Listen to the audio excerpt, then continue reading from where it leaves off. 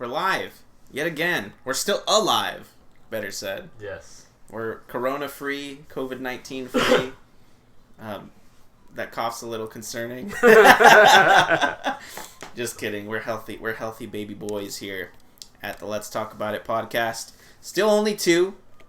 We've had an I'm not even gonna say anything. But we're still only two. We're gonna go through a logo redesign here, maybe a layout redesign for the podcast. Big oof indeed. But it's not our fault. It's not our fault. We've been consistent, and we expect that. Every week we share stories. So yep, that's the way we go. COVID-19 or not, this will continue. And so we are on episode 15 of the Let's Talk About It podcast, season 2, episode 15. And I realized something yesterday in my shower, in my morning shower, is that when we hit season 3, whenever that's going to be, probably year 2021, and we hit episode 14, that's going to be our pie day. That's going to be our pie episode, 3.14. Oh, yeah? Yeah, so we're going to eat a big pie. Somehow. Probably a big pizza. Not going to lie. So we got an interesting spike here in the tech news. Lots of phone news on the plate today. Some gaming news, although it seems as though the gaming news has slowed down pretty harshly. Dramatically. Yeah, but again, not our fault. COVID-19 is still in full effect, the quarantine. Although stuff is starting to normalize in China because it started there. And so they've gotten over it quick enough, and so production's ramping back up in China, which means there's going to be lots of electronics news, or at least I hope there is, once things go back to normal over there. Some electronic price dropping for sure. Yeah, because SSDs are nuts. They've gone up in price 20% Jesus. Because of this. Yeah, so a 1 terabyte SSD with DRAM cache in there, which typically tends to be a little bit more pricey because they work better as boot drives, was $99, $100 before the whole outbreak happened, and now the same drives are $120, $125. Oof. So we'll see how that goes, how that affects us. My stimulus check hit my bank this morning. Mine hit what is it 2 days ago? Nice. On the 13th. I'm all the only 2 people who are on the podcast. The only 2 people who got it. Coincidence? I think not.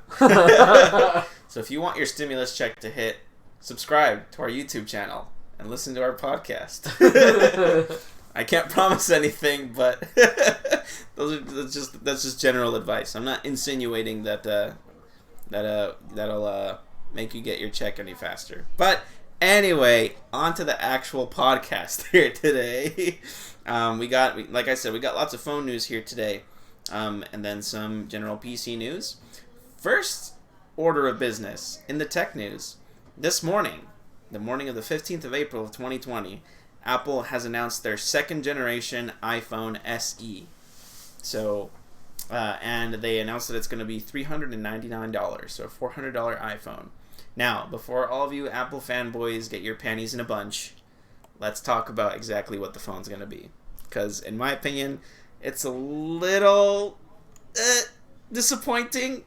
That's not really the word I want to use, but once you take a look at the phone, you'll see what I understand.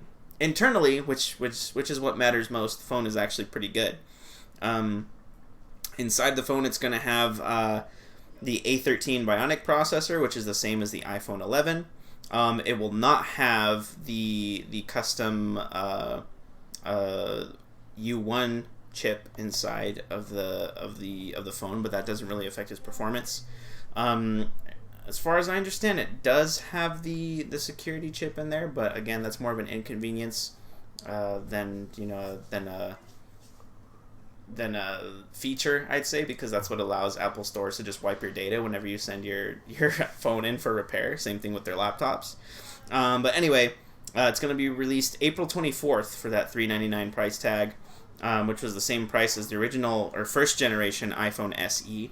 But this new second generation iPhone SE is the same design as the original iPhone 8, which is a pretty dated design per se. it's not a bad looking design in my opinion, but you know, if you take a look, you can just Google, you know, iPhone SE 2, and you'll see what it looks like. It has the classic like Apple like iPhone front on it, like with the huge bezels on the front, which is my biggest gripe and disappointment about this new iPhone, is that the bezels on the front are huge, because it's based off of the iPhone 8 chassis, which is what, 3 years old now, almost to be 4 years old now. Yeah. And phones, even low end phones, have moved way past that. You know, even like the Pixel 3a, you know, the bezels aren't even that big. Of course, the camera on this iPhone SE is superb. You know, Apple's always had, you know, best in class cameras for all of their iPhones across the line. This new iPhone SE has a 4.7 inch LCD Retina screen. It has Touch ID. It has a glass back. And like I mentioned before, it has the A13 Bionic chip, which is really, really important because performance is always, you know, a flagship feature of the iPhones, no matter which iPhone you get. Now, if you want to spend a lot of money on a cheap phone for really expensive money, you can buy a $1,099 version of the iPhone SE. But you know, it's I don't know why you'd want to do that. That'd be nuts. Anyway, but yeah, so that's exciting stuff from Apple there. I think the most exciting thing about this is that this phone was released via a press release instead of the typical Apple, you know, kind of big shebang that they do for announcing all their products like they usually do. A symptom of the COVID-19 situation that's going on. So I didn't hear about it. They released a press release earlier this morning. I didn't hear about it until this afternoon. So do press releases kind of kill hype? I think so, a little bit. But at the same time, I also think it leaves a lot up to the imagination of the consumers, which can be a benefit as well as a detriment to product releases. So we'll see how this new iPhone does. I think it's going to do really well, especially right now with people getting their stimulus checks. They're going to want to buy a brand new phone. And if they don't want to drop $900 on an iPhone, like a full-fledged iPhone 11, they're going to buy the new iPhone SE and still be happy. Yeah, especially for that price, they're going to jump on it, I'm sure. Yeah. I know my sister, she recently just got an iPhone 11, and she says that she misses her old iPhone, Really? which is an iPhone 7, yeah. So, you know, maybe she'll return her fancy new phone and then get this one instead. I don't know. It's up to her. I'll let her know that it's there.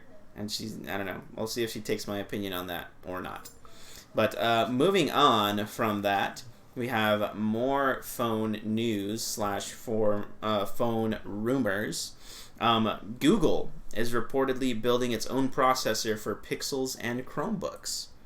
Now, this isn't the first time we've heard of this rumor, per se. Rumors of Google developing chips have been around for about 2 years now. And Google is not new to the processor building or chip building, rather, you know, kind of field. They've actually developed a handful of chips already, custom chips, in-house chips, for Pixel phones actually already. I remember in the Pixel 2, which I had, the Pixel 2 actually had an image processing chip built into it that you had to enable in your developer features. And so that would actually help with the Pixel 2's camera, you know, picture processing that it does after it intakes the initial data from every photo you take. So that was pretty cool when I found that out. There's also been, you know, as far as other chips that Google has made, they also made the in-house Titan M chip, which is a security chip that encrypts your data, much like, you know, much like Apple's, you know, security chip that they have built in. And they've also have processed a coprocessor in the Pixel 4 called the Pixel Neural Core. So, you know, as far as designing stuff like that, they're not completely new to it. But as far as designing a system on a chip for a phone or for a Chromebook, that would have, you know, LPDDR4 RAM in there. That would have, you know, all the sufficient data buses on there. That would have, you know, full-on fledged processing cores and like low power cores. Stuff like that you would traditionally see on a you know, on a system on a chip for a phone. That would be new territory for them. But these rumors come from a report from Axios, and that they're developing this. Apparently, the chip's code name is Whitechapel. If there's any metal bands out there that listen to Whitechapel, I'm sorry. But this rumored chip, according to Axios, is going to be an 8-core ARM processor-based chip that's actually built on Samsung's 5-nanometer process, which from what I recall right now, 5-nanometer is the leading processing node architecture, or the smallest rather, because AMD's newest Zen cores are 7-nanometer, and then Samsung is number 1 right now with 5-nanometer, which is ridiculous. That's 5 electrons wide is how wide the processing bus is on that. Oh So my god, that's tiny. Yeah. So definitely some cool stuff there. The rumor is that the processor could be optimized to run Google Machines learning technology, as opposed to high general compute performance, and that a portion of the chip is designated to improve Google Assistant's performance. So, interesting stuff. Google has always been part of machine learning and things like that, so that would not be a surprise. I remember a while ago there was a report saying that Android phones would actually run slower off of data networks, because it couldn't report the machine learning data back to Google's servers, so it could kind of learn your habits and kind of cater your phone experience to you. I don't know how true that is, or if it was ever true, but I remember reading a report a long time ago on that, because I definitely looked into that on my own, because sometimes, when I'd go to Mount Lemon or something, I'd set my phone to airplane mode and it wouldn't perform as well. So that was the result of, probably 3-minute research 4 years ago. Anyway, very interesting stuff on this rumor for Google developing its own chip for Pixel and Chromebooks, mainly because that would put them even ever closer to being a direct competitor with Apple. Do I think it's a good idea? Absolutely. Only because I've always thought that Apple was very, very intelligent for developing their own processors for their phones. Only because it lets them control the experience that much more. And it's also really good for app developers or software developers in general, for developing apps and software applications for the iPhones, because you only have, you basically just have one processor to code for. You have, a lot of times only one screen to code for, or recently maybe max 3, right? Yeah. Whereas Android development, you have maybe 120 relevant phones to code for. And so, yeah, it's a nightmare. Fragmentation has always been an issue with Android, and Google's just only been getting better with that.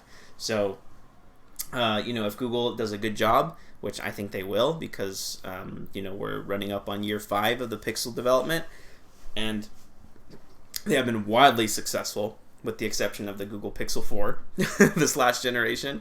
But they've been wildly successful with that product line. And, Chromebooks aren't exactly a mass market thing, but I do know Chrome-powered devices are incredibly popular in low-income or developing countries. So there's definitely a market for that there. Maybe not necessarily in the U.S., just because we have access and we have money to buy better silicon, for faster and more powerful processors. But that's still a product that Google's supporting all the way, the Chrome, Chrome-based devices there. So definitely interesting. I hope Google comes out with something, relatively soon with that.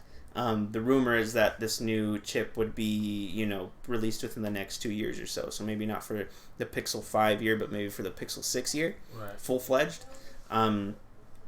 And then also when Axios reached out to Google to comment on these rumors, Google declined to comment. So that's really interesting, because a lot of times they'll just say, we don't respond to those kinds of rumors, blah, blah, blah. Yeah. But no, they just straight up said, nope, not going to comment. So something's going on there. And I think we'll see a Google processor in their phones really soon. For sure. Yeah. It'll be nice too, because it'll save on cost on both ends, on their end and consumers' end. Yeah, and I think it's just going to be better for the overall experience. Yeah. Snapdragon makes good system on a chip. processors and things like that. But I think, as far as control goes and, streamlining the experience, I think Google can do better. Possibly even stronger. Although we have seen that not be the case here with Samsung. With Samsung developing their own Exynos processors for their phones, which have always been weaker than the Snapdragon counterparts of the exact same phones. Like if you were to test a Exynos version of the Note 9 or Note 10 next to the Snapdragon versions, the Exynos ones will always be slower. Typically, it's the GPU that's way weaker on the Exynos, and then sometimes the compute performance, the raw data cores tend to be just below or right up there with the Snapdragon ones. So, the Adreno GPUs on the Snapdragon system on a chips provided by Qualcomm are no joke. They're really good. So that's the only gripe I have there. The only worry I have is that they're leaning on Samsung for development on a chip when Samsung has not been successful with implementing their own in-house processors for their own phones. So it's a waiting game. I'm excited. I'm okay with waiting because in a week from now I'm going to forget about this until it actually happens. But more phone stories. Lots of phone stuff going on this week. Really, really cool. Much like Apple, although earlier in the week, OnePlus actually unveiled and released their new phones, the OnePlus 8 and OnePlus 8 Pro.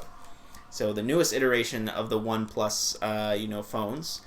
Back when OnePlus first started, they were known as the flagship killer phones. So like, $200, $300, you can get a OnePlus 2 that had, a lot of the top end specs of the time, with a competitive, RAM, and, a okay camera, but like top end specs like for battery and for the processor of their times. They've kind of shifted away from, being the flagship killer to just becoming flagships. Between the OnePlus 8 and the OnePlus 8 Pro, they are priced $699 and $899 respectively. So definitely flagship prices there for the phones. The only real similarities between them are really just their names. To kind of put it briefly there, the OnePlus 8 Pro has a screen that is 0.23 inches larger diagonally, and it's also a 1440p screen instead of a 1080 on the regular OnePlus 8. The OnePlus 8 Pro has a 120 Hz refresh rate screen instead of the 90 Hz found on the regular OnePlus 8. Both phones have a Snapdragon 865 processor, although the OnePlus 8 Pro has the newest generation of LPDDR5 power-efficient mobile RAM, whereas the regular OnePlus 8 has LPDDR4X RAM. Both phones come in 128 gigabyte minimum storage configurations, and you can max that out to 256 gigabytes. The Pro has a quadruple lens setup for the camera on the back, while the non-Pro has a triple lens setup. The Pro has a 4,500 milliamp hour battery, whereas the non-Pro has 4,300 milliamps. They both support 5G connectivity. They both have water resistance, although only the Pro has a confirmed IP68 rating water resistance, while the other one does not have a confirmed IP rating, but we do know it has some kind of waterproofing. Both phones weigh about the same with 0.7 ounces of difference between them, and then the weight is not the weight, but the dimensions of the phone are 0.2 what is that? I think 0.2 inches of difference between the two as far as tallness.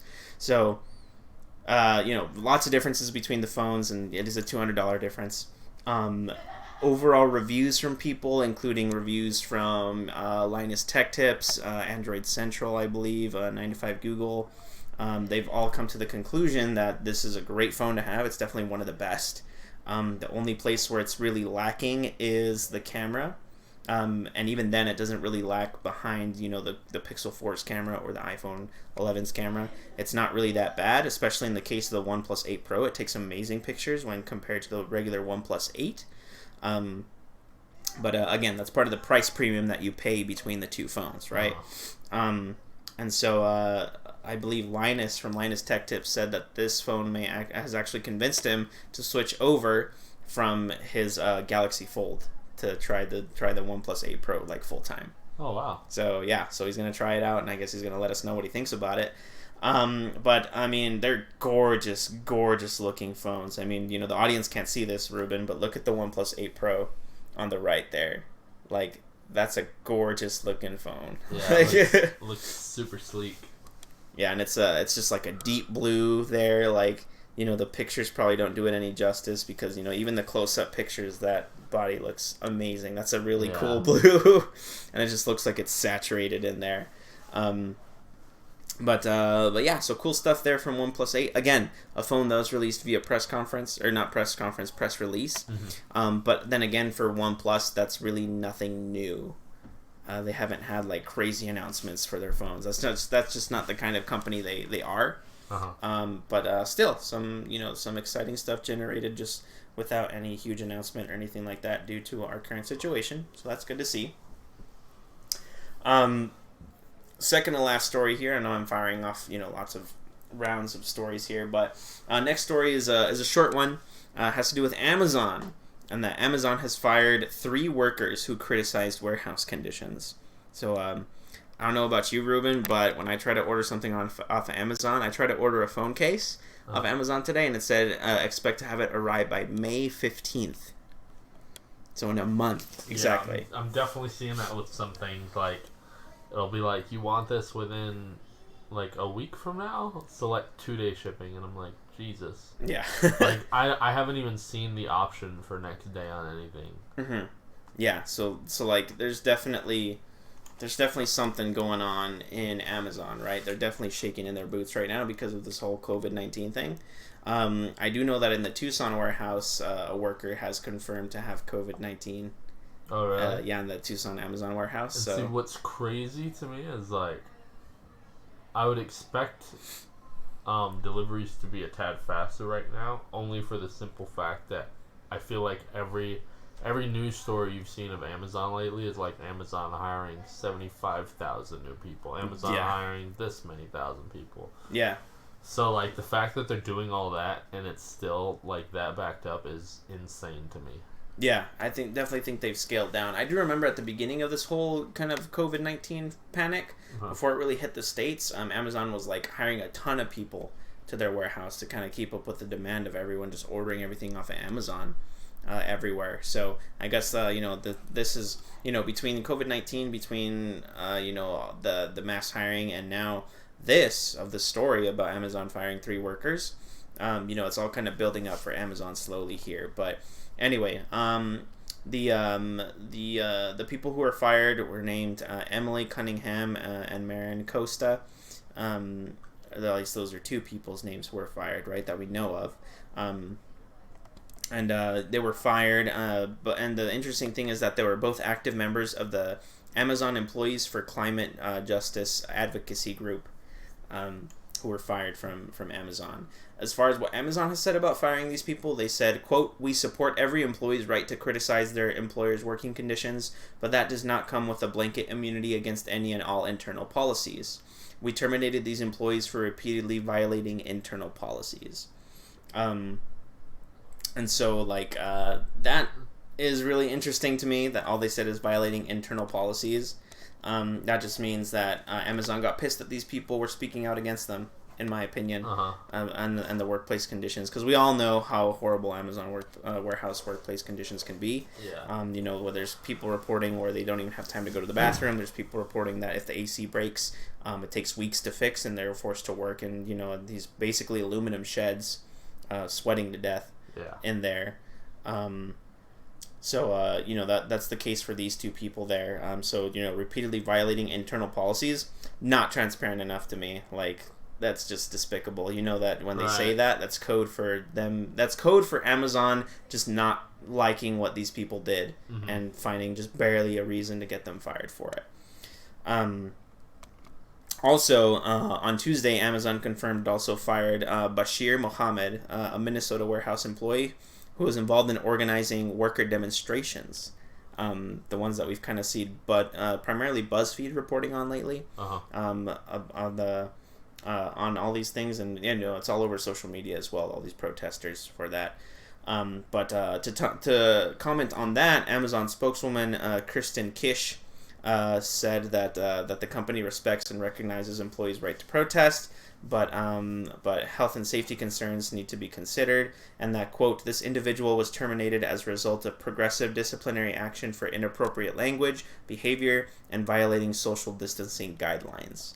So that third person there, if those reasons are real, then that's really like it's a valid excuse for firing this person, right? So first of all, they said progressive disciplinary action, so that usually means that he got a warning, verbal warning, and then he got a written warning, and then after that he got put on a disciplinary action plan of as far as how to behave in the workplace, and he didn't follow that. And then he started, so that was it for the disciplinary action. But then on top of that, inappropriate language, behavior. So that could mean like harassment, whether, sexual harassment or something like that. And then the cherry on top, violating social distancing guidelines. So clearly not showing respect for, how serious this virus is. Even though, and, I'm kind of this way too, like I know that I will survive if I get COVID-19. But I kind of got a little scared a couple days ago because my grandma said that she wasn't feeling well.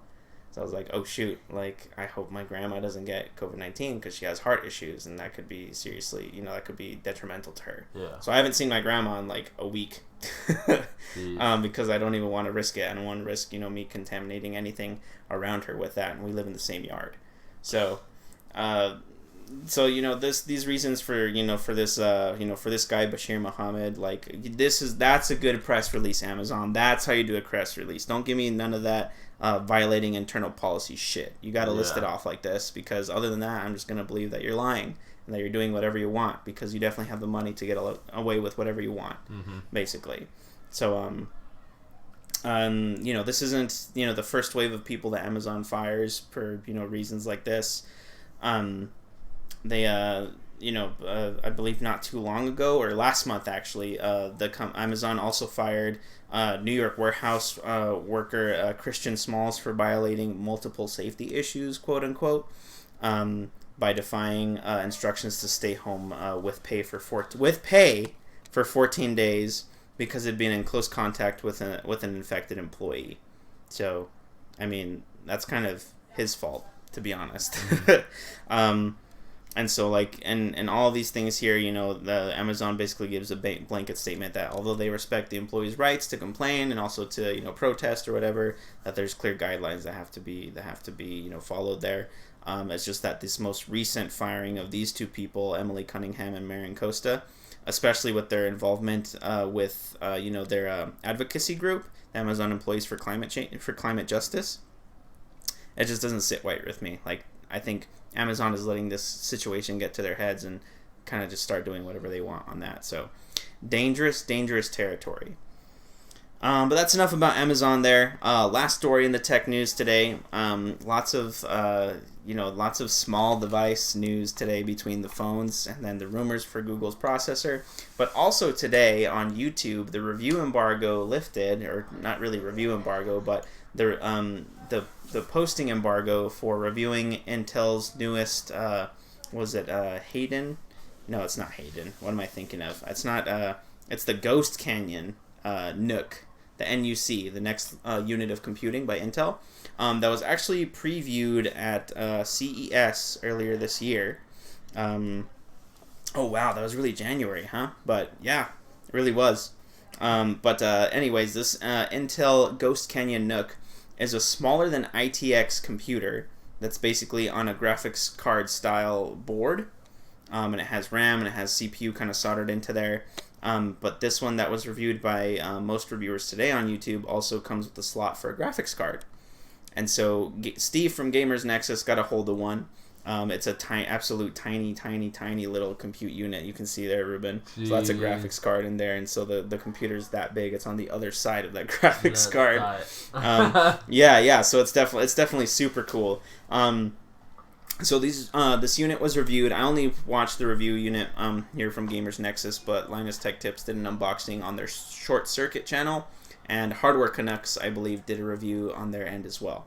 And it basically boils down to the design is not that great for high compute performance, only because, again, the audience can't see that, but you can see on the right there where it says Intel, that box there, that's the board with the chip and the RAM and everything soldered onto the board.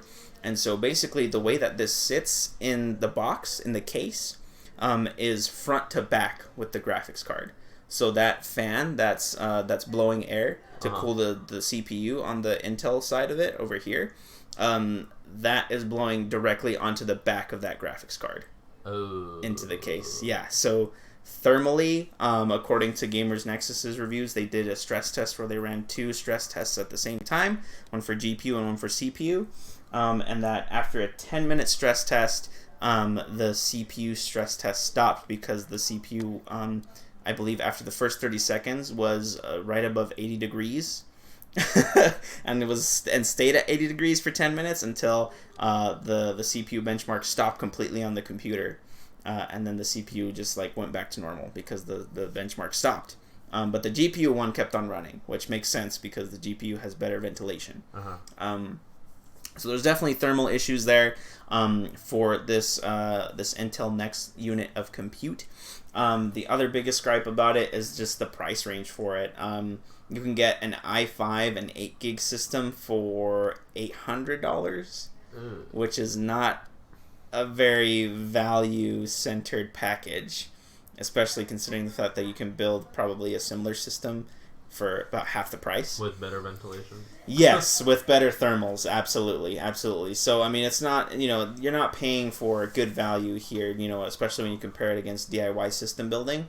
And when you also keep if you also take the consideration that that's low manufacturing volume doesn't benefit greatly from economies of scale. It's not like they're building millions of these. They're probably building a couple 100,000, right? If that. And you're also paying for the super, super tiny form factor. I mean, it's smaller than ITX. I definitely want one. Not gonna lie, I want the i9 version that costs $1,700. Just to have it. But all when all is said and done, it's expensive. It's a very specific, very niche product with really high build quality, with a high thermal downside on there.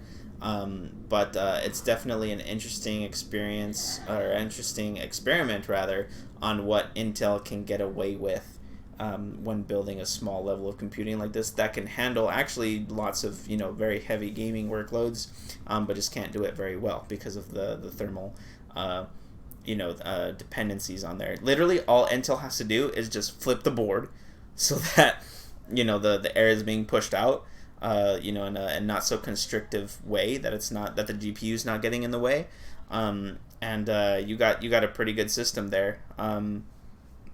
The one that Steve reviewed here was just straight from Intel, but there's also a CyberPower PC and a Cooler Master version coming out too with larger cases that will have better ventilation just because that's how they're designed. They're bigger cases. They're not as small as this one. They're slightly larger, but that's going to come at the cost of better thermals. We hope. Those aren't out yet. This Intel Ghost Canyon Nook will be available for purchase, I believe, later in April, at the end of April. He says it in the video, but I don't remember when he said it's going to be available for purchase. But we'll be able to buy them soon, basically, is what I remember. I'm excited. I remember seeing these at CES and thinking I want one for sure, just because I love small form factor PCs. You know this very well, Ruben. Yeah. Because I've been kind of fucking around with that for a while. But it's just way too expensive for my taste. So probably won't get one anytime soon. Maybe 2.5 years down the road, I'll buy a used one if they're a good price. But yeah, some cool stuff there.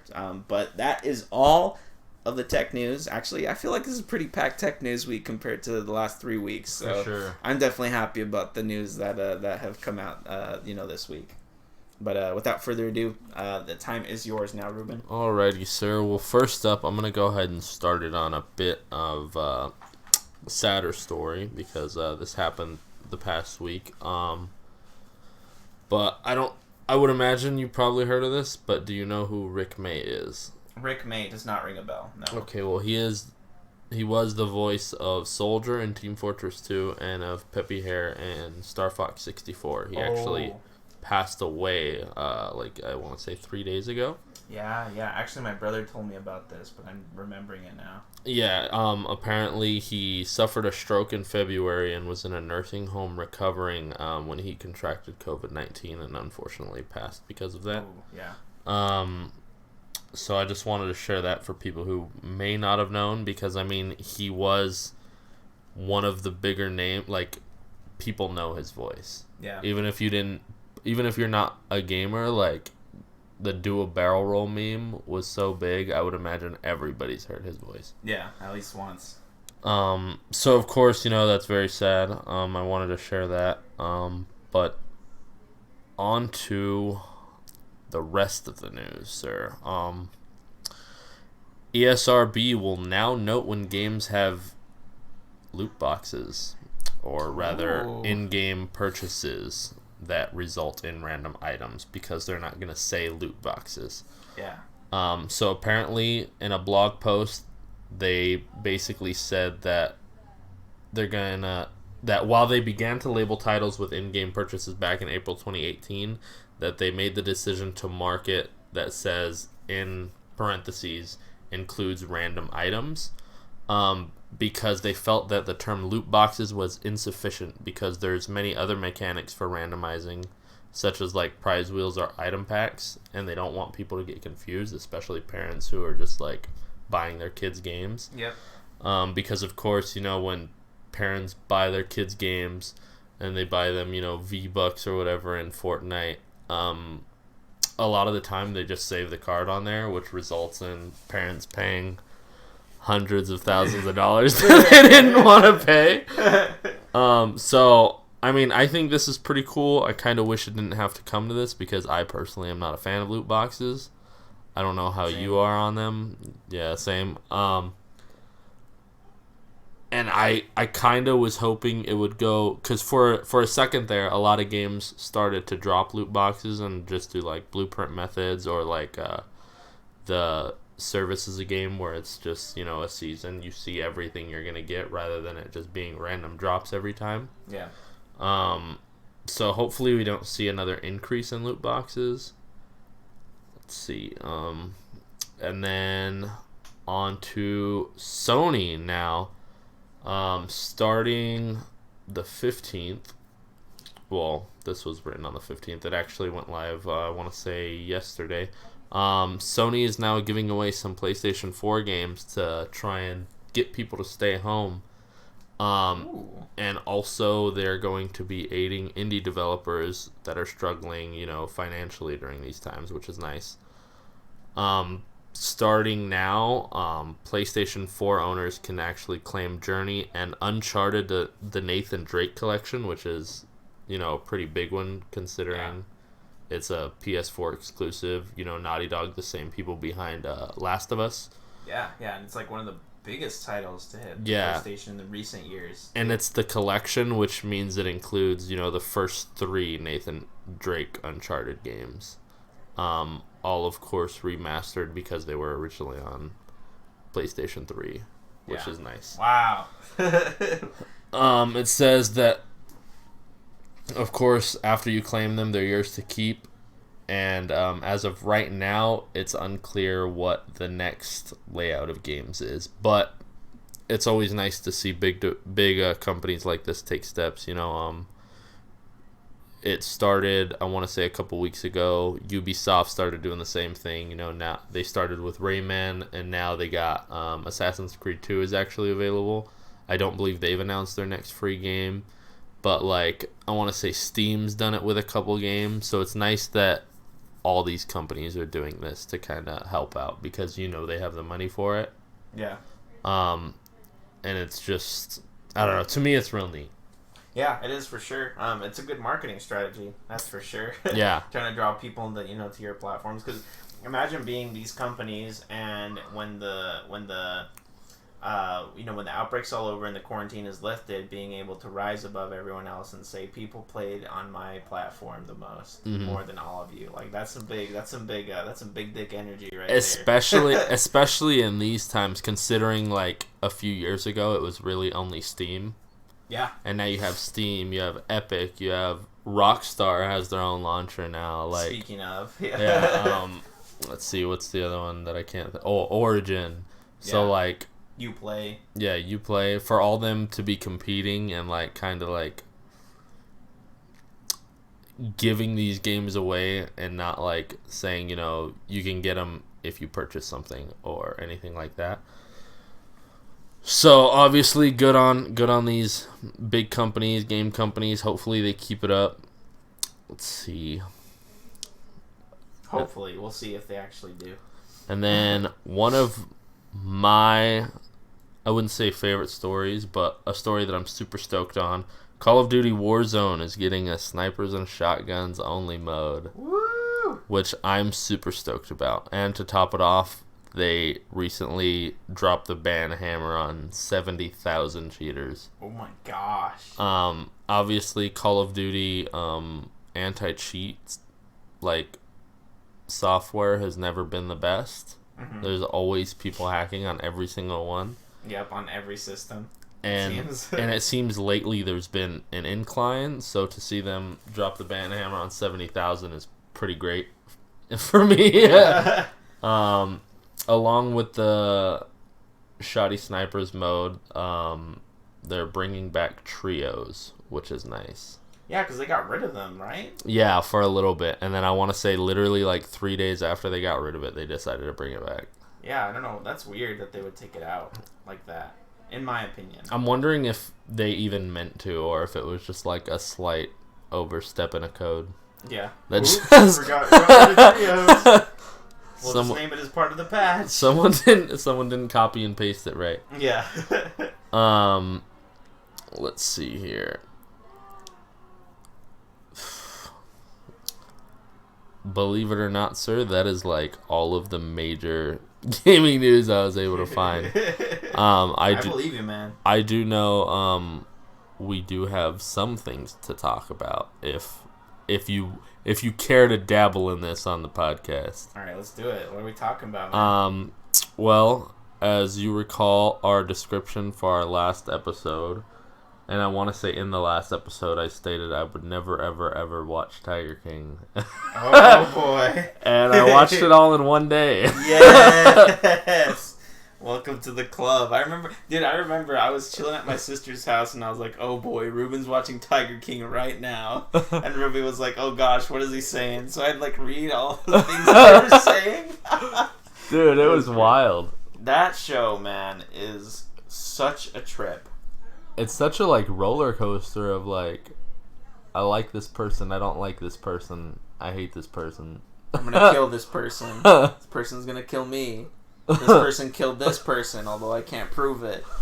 It's fucking wild, man. I love it. I'm gonna say for sure Carol Baskin's killed her husband, though. Carol Baskin totally fed her husband to the tigers. She literally was like, if you want to get tigers attracted to somebody's shoes, you'd have to run like sardine oil on them. Yeah. It's like she knows what she's talking about, bro. Like how can you not see that?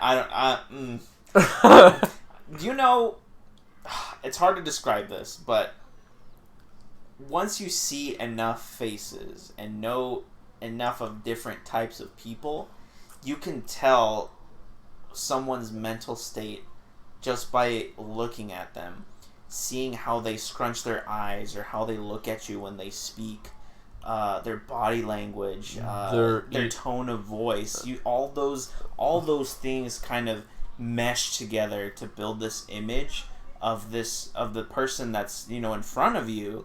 And once you see it enough and enough people do, you just know like that person's lying. I figured out that she killed her husband in the first minute of her talking on the show. Like they hadn't even addressed it in the show yet, and I'm like, she definitely killed somebody. I was like, she is not right in the head. Right, I know, dude, for sure. Like, I'm sure she's a functioning human being, but we're all a little messed up, right? And she's just a little bit more messed up than most, I feel, because she definitely killed her multi-millionaire husband. She got away with it, too. The way that the show portrayed it definitely made it seem that way. I don't think they're happy about how they portrayed that. Yeah, I want to say she got super pissed at Netflix. Yeah. And, like, hello, cool cats and kittens. Yeah. That, like, dude, but, like, Netflix, I felt like it was a pretty balanced story with some drama littered in there just to kind of keep your attention, right? But if you peel back the drama BS, like, it's a pretty balanced documentary. Yeah, it definitely doesn't, like, at times it may seem like it's favoring someone, but by the end of it, like, it's all even ground for everybody. Like, nobody was portrayed, like, in a better light than somebody else, I feel. Yeah, and definitely, I felt that even though it may sway towards someone's story more than others, like Joe Exotic's, like, you know, even Carol Baskin gets her own, you know, freaking place in the spotlight there where, you know, it pushes her cause. It always pulls you back. Yeah. It always grabs you by the shoulder and says, "All right, look at me. This is the other side to the coin." So I definitely enjoyed that. You know, I definitely love documentaries. And that one was a really entertaining one just because every person in that is so character rich. Yeah. They're so unique in every way, and in every episode it's like 45-degree turn to your right and then 5 more to your left, you know, like 3 more left turns, 5 more right turns, and then it's like episode's over. And you're like, what? Then you watch the next one, and then it's a completely different subject. And you have 5 more left turns and 3 more right turns, and then that next episode. It's a nice little roller coaster ride. I think one of my favorite things in that documentary was like when they first bring up the fact that her husband went missing, and the dude doing the documentary was like, "I'm sorry, what?" And they were like, "Yeah, you didn't know that?" The camera guy. I remember that too. Yeah, it's so wild, man. And then, like, the thing is that the documentary opens up with this old man talking about, you know, who Tiger King, who Joe Exotic is, and then you hear Joe Exotic talking from a payphone, Mm-hmm. and they show a gel, and they show the tone where it's like, you're receiving a call from Joe Exotic from the blah blah blah blah blah health, you know, detention center in blah blah blah blah, right? So you're like, oh shoot, like this documentary, like the Tiger King's in jail. By the end of the first episode, you forget he's in jail. At the end of the series, you watch the series and you're like, oh, what's gonna happen? For me, I totally forgot Did you that really? he was in jail. Yeah. I think it was like episode, like the end of episode 5 or the beginning of episode 6, where I'm like, oh shoot, like this is gonna end with him in jail because that's how the series started. I totally spaced out on that. It's probably easier for me considering I watched them all in one day, like, Yeah. immediately right after one another. Yeah, I think I watched up because we started watching it pretty late at my sister's house. We started watching it late in the evening, and then we ended like at 11:30 p.m. on episode 5, and then we picked it up the next day, and then or I think episode 4 is where we ended. Then we watched episodes 5 and 6 the next morning, and then a week after that is when episode 8 came out, the interview one. I haven't with seen John that McHale. one yet. That's an interesting one. It's not really, you know, it's not important. But it is cool because it's kind of like a follow-up with all those people. They're like, hey, like, how's it being a star? You know, like, what's it like? What are your trips to Walmart like now? Like, that sort of thing. And, like, you kind of get some extra, you know, insights. I still hate Jeff Lowe. Fuck that guy. Yeah. He just seems like a massive... Con artist. Like, dude, he's such a good con artist, man. Like, alright. This is gonna make me sound like a dick. But I hate the way he dresses, and that's probably the thing that pisses me off most. Honestly, so do I. It's like, dude, you're like 60-something years old. Your wife is smoking hot. Like, quit dressing like you're, you know, freaking 17 years old. It reminds me of that I believe it's Steve Buscemi meme where he's all with the skateboard and he's all, what's up, fellow kids? Hello, fellow kids. That's exactly what it is. I could never put a finger on it until now. Thank you, because that's exactly what it is. But yeah, I still don't like Jeff Lowe, dude. Man, Yeah, that guy's all kinds of messed up. Yeah, he's like super messed up, like super charismatic con artist. Yeah, no kidding. Like there's no doubt that he can carry He can carry a conversation very well. He can network well with people. Mm-hmm. But I wouldn't trust that dude to boil my ramen for me. Yeah, I feel like with like this, a lot of the stuff they covered, Joe Exotic definitely could have not been locked up.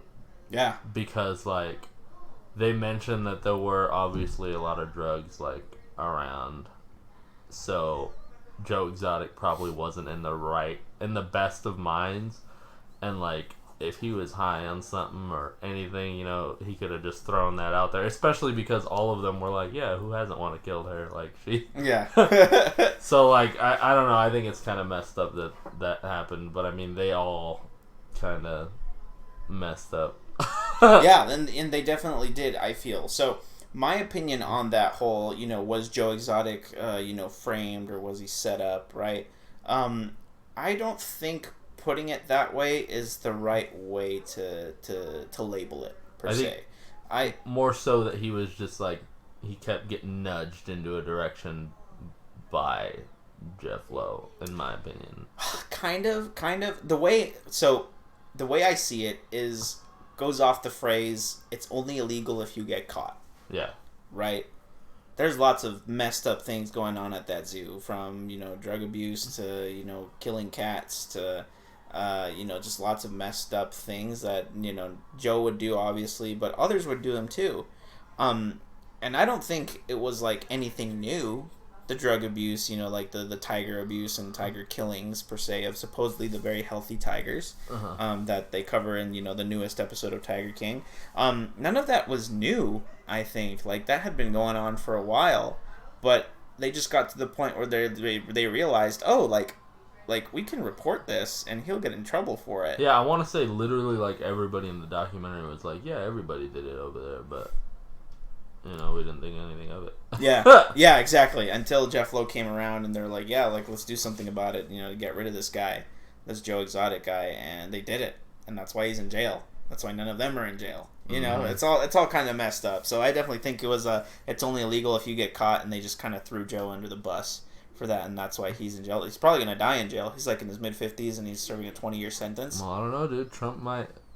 Dude, when I heard that, and Trump said he was gonna quote unquote look into pardoning Joe Exotic, I was like, heck yes, dude, get that guy out of there, dude, because I don't know. I have a real soft spot for people who you know, are in tough situations in their life, because I know it's never that simple to get your life so effed up to the point where you're doing drugs or where you have no control over your life, and that's like it doesn't just happen. And then especially, you know? like seeing that downward spiral, because you see it happen kind of super fast since it's like a documentary. Yeah. Like in the beginning, you can tell he like 100% was all about the Tigers. Like he didn't really care as much about himself. Like it was all about Tigers. Like they're number one, they're the best. Mm-hmm. And then by the end of it, I feel like he had gotten so big headed and just so like messed with drugs that it just like.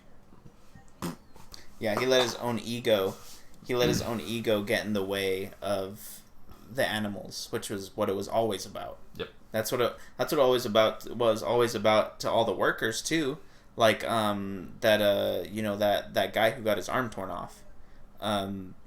Even in the latest episode, he they talked to him about that, and he's like, yeah, like it was always about the Tigers. Like I went into work 3 days later, and it wasn't awkward for me or the tiger. Like like I was fine. Like it wasn't the tiger's fault, sort of thing. And then the head zookeeper guy, the guy who looks like one of the people from Motley Crue. I know who you're talking about. Yeah, it's he was always like, yeah, my allegiance is always and will be to the Tigers. Like my allegiance was never to Joe Exotic, that sort of thing. So like, and at one point Joe was it was the same thing. He was loyal to the Tigers. But then his head grew big. He wanted to be a celebrity. He chased the fame and fortune. He ran for president, for God's sake. Dude, when I heard that, I was laughing so hard. I was like, oh my God. And like, how sure he was going to get at least like second place. He was like, I don't think I'll win, but I think I'm close for it. And he's like the very bottom. Yeah. I was like, oh. Yeah. It's like you set your expectations a little bit more realistically next time, buddy. That's for sure. Oh yeah, towards the end of the documentary, when that when they kind of insinuated that Joe caught his own alligator thing on fire. Those are Michael Jackson's alligators. Were they really? Yeah. I didn't know that. Yeah, look it up. There were at least one of them was Michael Jackson's pet alligators. Dang. Yeah, dude. I remember. I forget who pointed it out to me. I think it was my sister. But they were like, yeah. So I was like, she showed me her Twitter. She's like, check this out, and it was like, the tweet was like, no one's gonna realize, or like, no one's gonna point out that the alligators in that episode of Joe Exotic were, one of them was Michael Jackson's alligators, and I was like, what? That's crazy. Right? And so like, it's crazy because it's like Joe Exotic was keeping alligators for Michael Jackson. So yeah, Michael Jackson. This is just about from page6.com. Michael Jackson owned alligators killed during Joe Exotic's studio fire. The alligators that burned to death in Joe Exotic's zoo in the new Netflix documentary Tiger King: Murder, Mayhem, and Madness belonged to Michael Jackson. So, various alligators. That's wild. Yeah, and this report was April 3rd, 2015. Can you imagine how random that would have been if, like, Michael Jackson was in that documentary? I know. Dude, how did they not mention that in the documentary? Right? They don't mention it in the documentary. They don't. No. And that's wild. Because this was back in 2015. But yeah, I'm trying to find a count of exactly how many alligators were there. It just says alligators, so definitely more than one. And I'm not finding it anywhere. But yeah, Michael Jackson's pet alligators. That's crazy. Yeah. And then the way they framed that in the documentary is that Joe caused the fire for the insurance money, which at that point I could see him doing, Yeah. for the clout, for the attention, for the zoo there. But who knows, man? I wasn't there. Doesn't matter. Like, it doesn't matter what I think about it. It's not gonna change anything. Has there been any more LCS? I don't think so. I think last time, I don't think there's been a bracket update for finals, for the season finals. I think, let's see here. Oh yeah, the spring finals we're gonna be in Texas this year. Sad. But let's go ahead and check here. But now it's going to be in Los Angeles, the finals, so that's pretty cool. A little bit closer to home here in Arizona, at least. But yeah, last I heard, I know there were LCS games today, but there were Academy games. So not really... super important? Yeah, not really super important. Alright, so April 18th are the next set of games here, so in 3 days. It's going to be FlyQuest versus Evil Geniuses. FlyQuest beat out TSM. Wow. TSM's trash, dude. I've been saying this forever. And the fact that they beat C9 too is wild. Like, that TSM did. Yeah, they were the only ones to take a game off of Cloud9. But yeah, so FlyQuest beat TSM in pretty convincing fashion. I remember seeing the mid lane matchup versus Bjergsen and Power of Evil, and I'm like, dang, Bjergsen's washed up. And then, Dardoch is TSM's jungler. He's not doing too hot either. All the teams not doing too hot, really. So, of course, that caused FlyQuest to beat TSM. I think it was a 3-1 series. Don't quote me on that. But FlyQuest did beat them, so now it's FlyQuest versus Evil Geniuses to determine who is going to get second place to play C9 on Sunday, April 19th for first place for finals for this split.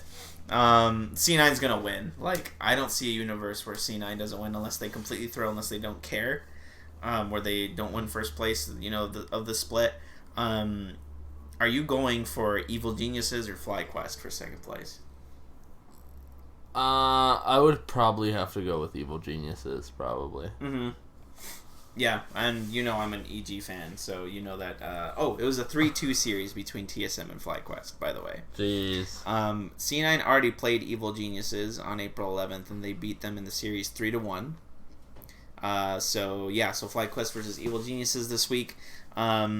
I'm going for Evil Geniuses too. The players on there I highly, I'm not super big fan of, but I respect them very highly.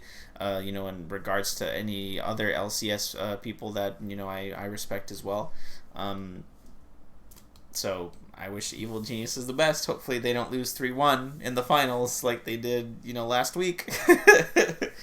Last Saturday, April 11th, they lost, the series 3-1 to Cloud9. So we're going to have a rematch there if Evil Geniuses win. As far as Cloud9's play history with FlyQuest, I don't think I have any recent recollection of Cloud9's games against FlyQuest. That's something that I have to search up here, if all to see here. I'm just scrolling through the most recent games here in the LCS just to see if something does pop up there. Now, as far as the regular season, EG has beaten FlyQuest in the regular season there. Most recently, it was like March 7th. That was the same week that TSM beat C9. So, to kind of put it in perspective. I'm not even sure how many times FlyQuest... Alright, so yeah, FlyQuest did lose to Cloud9 once. I mean, at least twice, right? Because Cloud9 just beat everyone except TSM that one time. Mm-hmm. But the most recent C9 and FlyQuest game, which I will bring up here, again, that was March 7th, I believe. That was... if this is gonna freaking... I don't want to load the game here, but I guess I'll have to load the game here. Just to give a quick snapshot here. So, alright, there's the game, and looks like it was already won, so I need to rewind here. The snippet. So, Cloud9, blah, blah, blah. Let's see if this thing is gonna let me rewind here real quick. But, let's look at that again. Alright, so looks like Cloud9 towards the end of the game had a almost 10k gold lead on FlyQuest, and the kills were 9-4, so a pretty 9-5 right there. Someone just died in the clip that I'm watching here. But anyway, at that point C9 was 10-0 and FlyQuest was 7-3, so it was still a pretty competitive split. For FlyQuest, I believe they were second place at that point because Evil Geniuses did not have a good start to the split. Yeah, I mean, if FlyQuest makes it to play Cloud9 in the finals, I think we're gonna have very similar games between C9 versus EG and C9 versus FlyQuest for the finals as far as like game quality goes. I hope they're really good games and not just complete shutouts. Yeah, me too. And I think they'll put on a good fight there for the finals. But yeah, we'll have to wait and see what that's like at the Sunday. For sure. All right, sir. I don't have much more to talk about. Me neither. Alrighty, sir. Well, should we just call it here then? Yeah, I think we should. You should give us the outro. Alrighty. Well, we want to thank you guys for tuning in to another episode of the Taco Bout podcast. Obviously, sorry for the lack thereof gaming news, as coronavirus has destroyed everything that I love. But we're going to go ahead and see you guys next time. Thanks again for tuning in. Don't forget to share us, follow us, subscribe, do all that good stuff. Leave us some comments, what you liked, what you didn't like. But until next time, let's go ahead and roll some outro music. As always, we have the sickest music. We need to find more music. I need to find more music for it. Alrighty, sir. Well, it's been real. As always.